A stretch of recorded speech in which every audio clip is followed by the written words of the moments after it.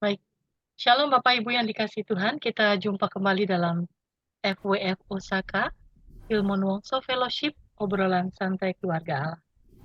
Malam hari ini hamba Tuhan yang akan mewartakan firman Tuhan adalah Bapak Herman Sinarli dari Makassar. Beliau akan membawakan tema ditarik oleh salib. Sebelum kita mendengarkan firman Tuhan, kita akan naikkan pujian yang akan dipandu oleh hambanya Bapak Audi Ron dari Surabaya. Saya silahkan Pak Audi. Baik, shalom semua. Sebelumnya kita berdoa.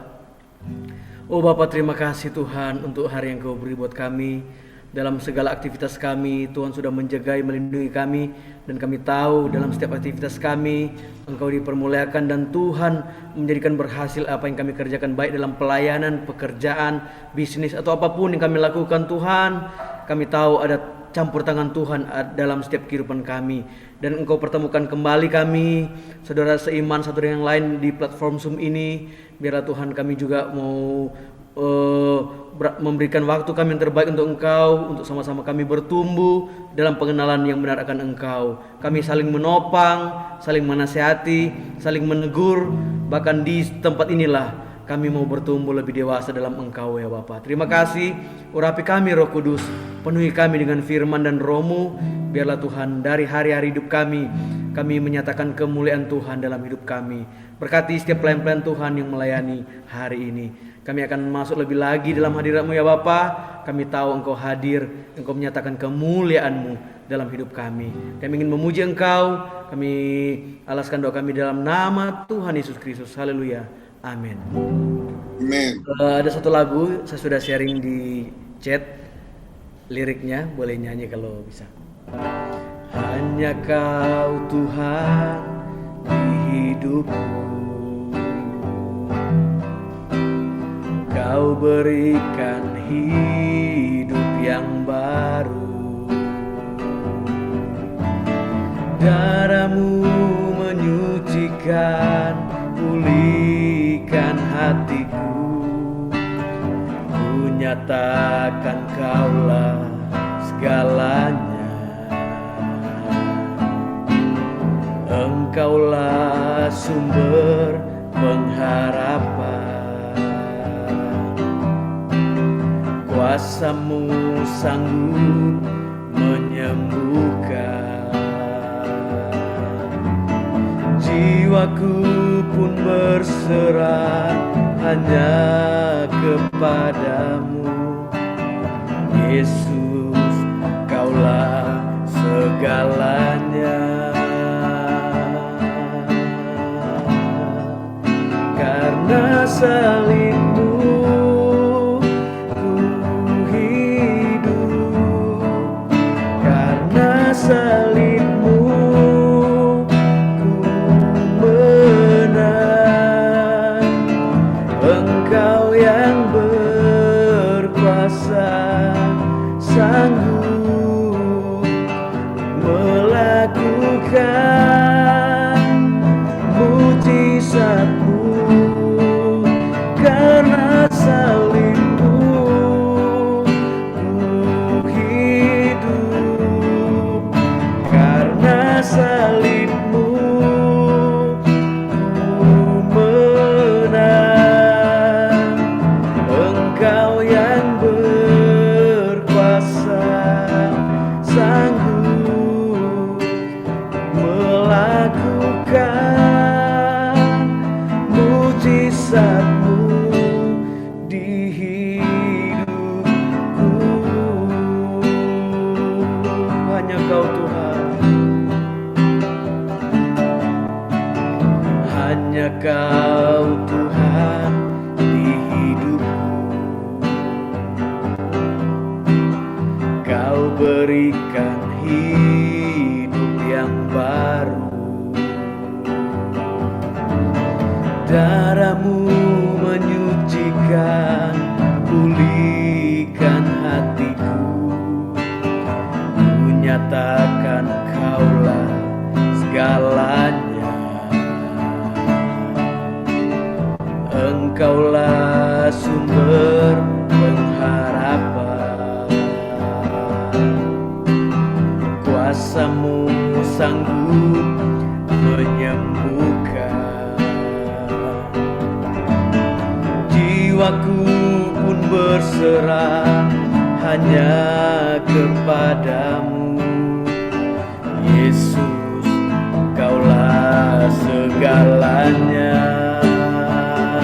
Oh, karena salibmu ku hidup, karena salibmu ku menang. Engkau yang berkuasa, sanggup untuk melakukan mujizatmu. Karena salibmu ku hidup, karena salibmu ku menang. Engkau yang berkuasa, sanggup untuk melakukan mujizatmu. Karena salibmu ku hidup, karena salibmu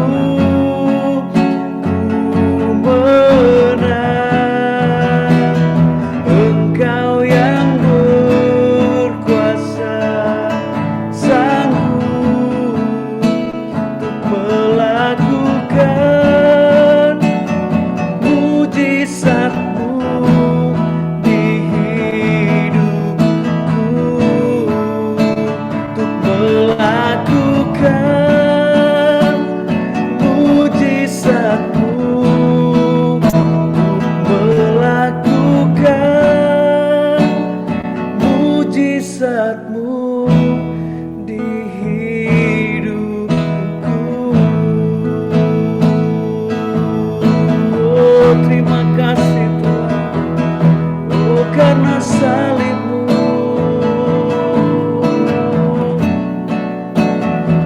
Terima kasih. Amin, puji Tuhan, amin, puji Tuhan. Puji Tuhan, saya kembalikan kepada Ibu Masri Ayu. Haleluya. Amin. Tuhan, terima kasih untuk Pak Audi yang sudah menghantar kita dalam pujian. Selanjutnya waktu saya berikan kepada Bapak Herman Sinarli yang akan menuntun kita dalam perenungan firman Tuhan. Silakan Pak Herman. Ya, terima kasih Bu Ayu. Sebelum saya menyampaikan firman, kita berdoa. Ya Bapa, Tuhan Yesus, Engkau andalanku ya Tuhan, Engkau gunung batuku ya Bapa. Kami ucap syukur ya Tuhan, karena Engkau memampukan kami untuk ikut dalam Zoom meeting ini ya Tuhan. Kau memberikan kami kesehatan dan kekuatan ya Bapa. Juga kami rindu untuk ikut Zoom meeting ini karena Engkau ya Bapa.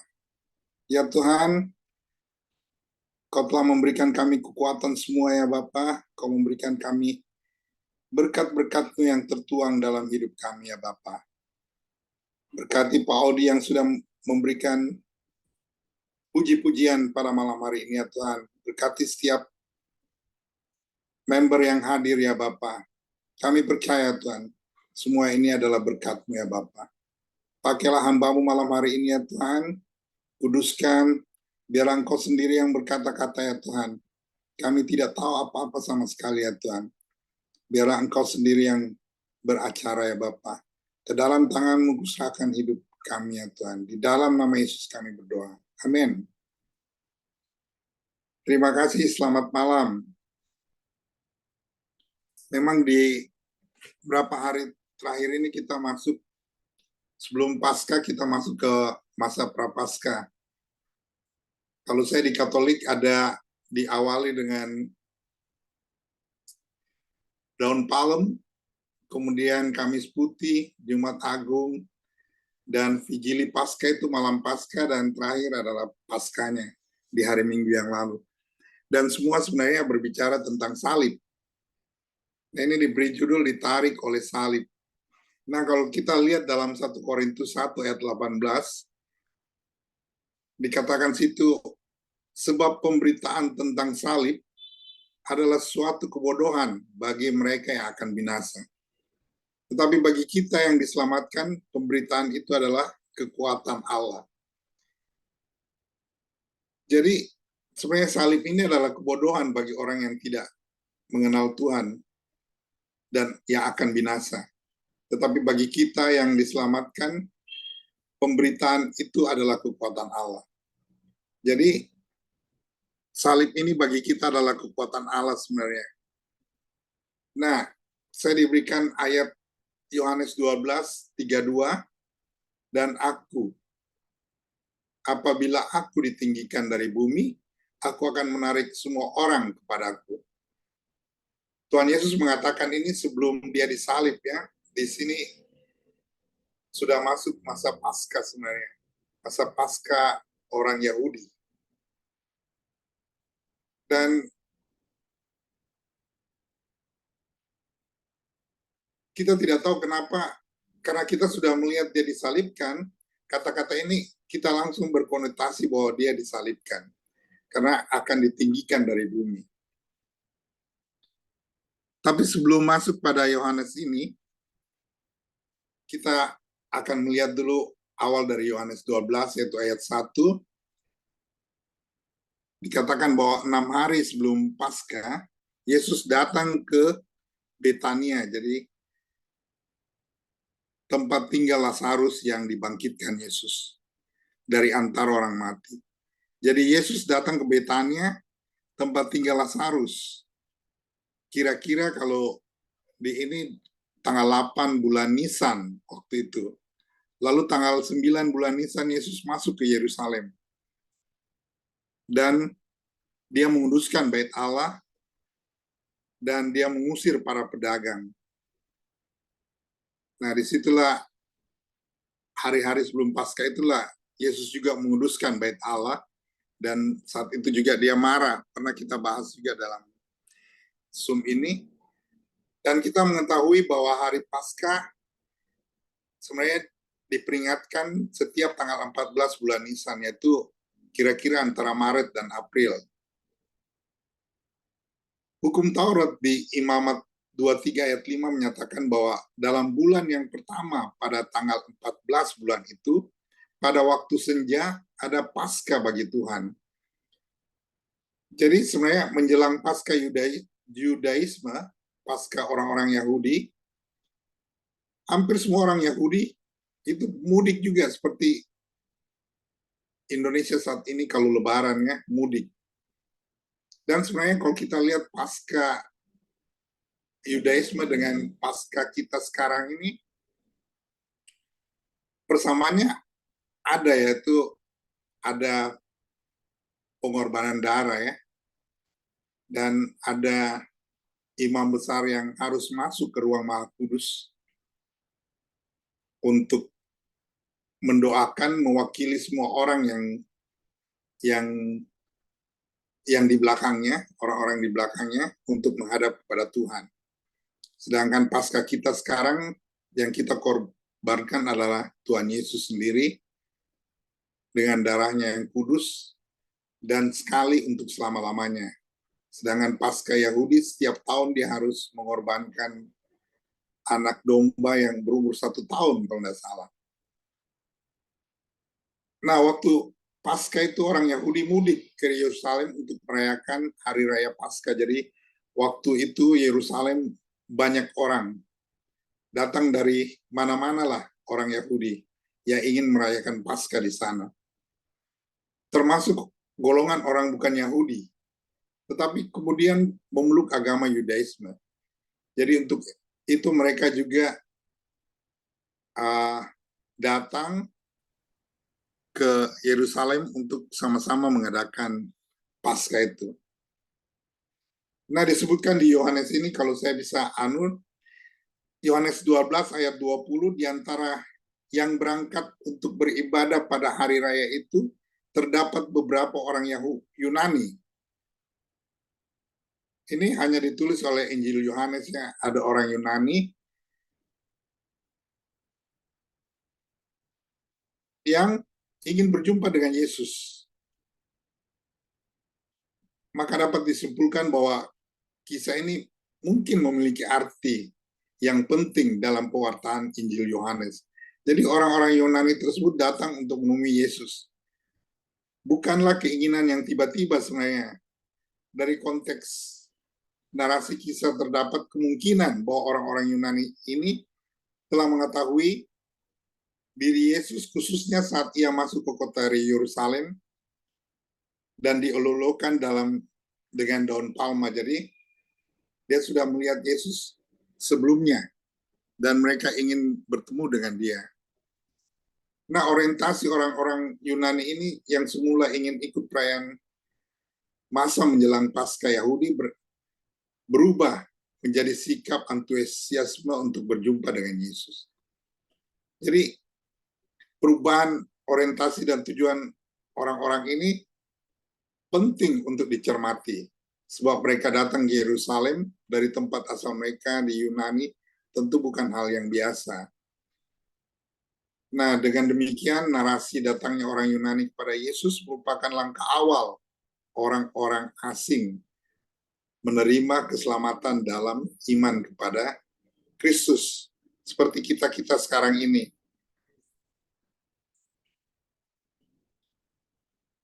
Nah, respon Yesus saat ia diberitahu oleh Andreas dan Filipus bahwa ada orang-orang Yunani yang ada berjumpa dengan dia.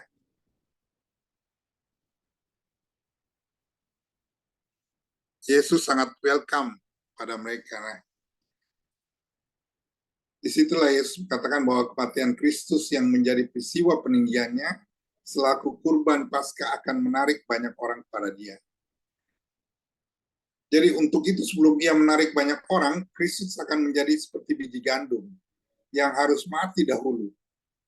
Jadi Tuhan Yesus berkata, aku berkata kepadamu, sesungguhnya jika biji gandum itu tidak jatuh ke dalam tanah dan mati, ia tetap satu biji saja. Tetapi jika ia mati, ia akan menghasilkan banyak buah.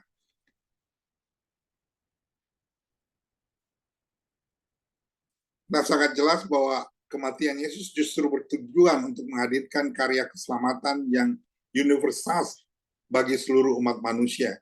Kematian Kristus justru bukan benih yang menghasilkan buah keselamatan, anugerah Allah yang melimpah.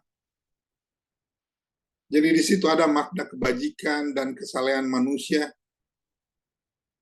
barulah bermakna apabila ditempatkan pada respon iman yang dengan hati yang remuk dan jiwa yang hancur luluh untuk menerima penebusan Kristus di atas kayu salib.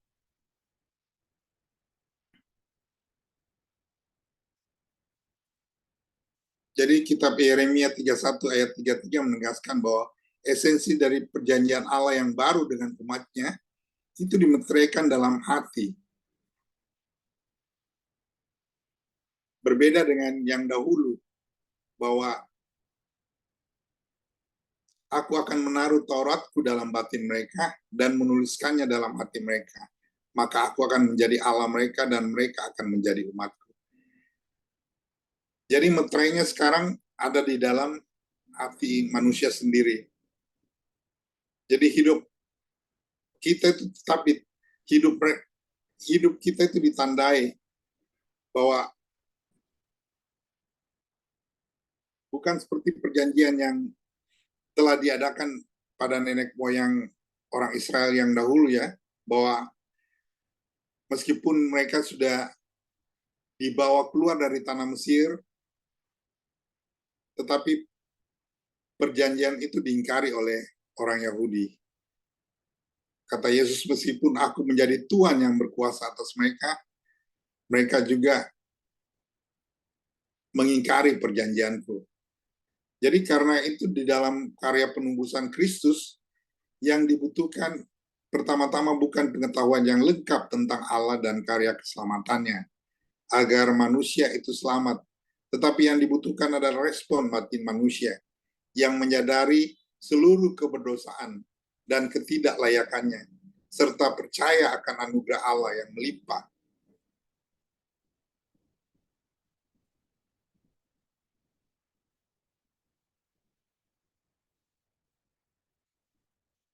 Jadi sesuai nubuat para nabi Allah,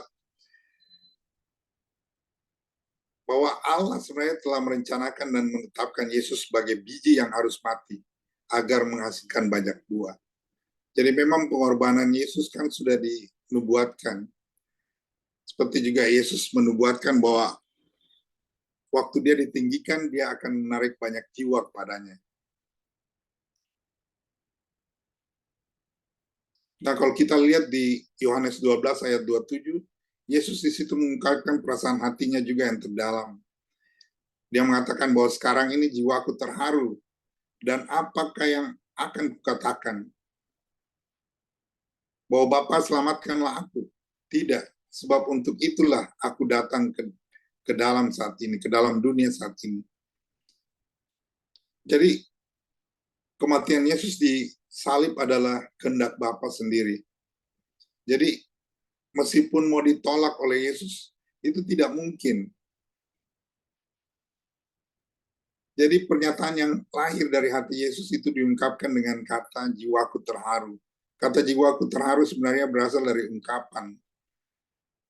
Berarti kondisi, yaitu perasaan yang begitu dekat sehingga mampu memahami situasi orang lain.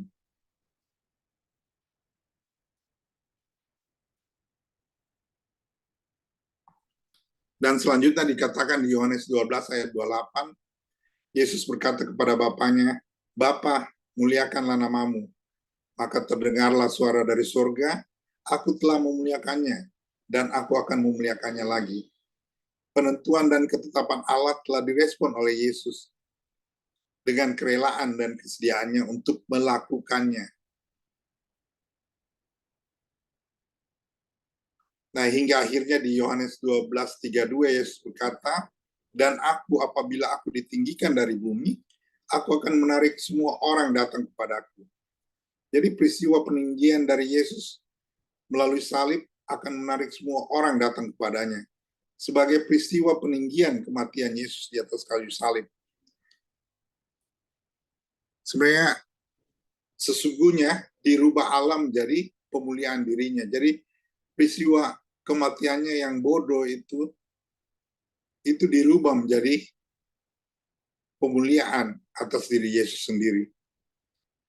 Jadi hukuman salib itu waktu itu adalah hal yang sangat terkutuk. Tetapi justru menjadi penyingkapan cinta kasih Allah yang sangat agung. Jadi umat yang percaya pada Yesus itu ditarik oleh cinta kasih Allah yang begitu besar melalui peristiwa salib.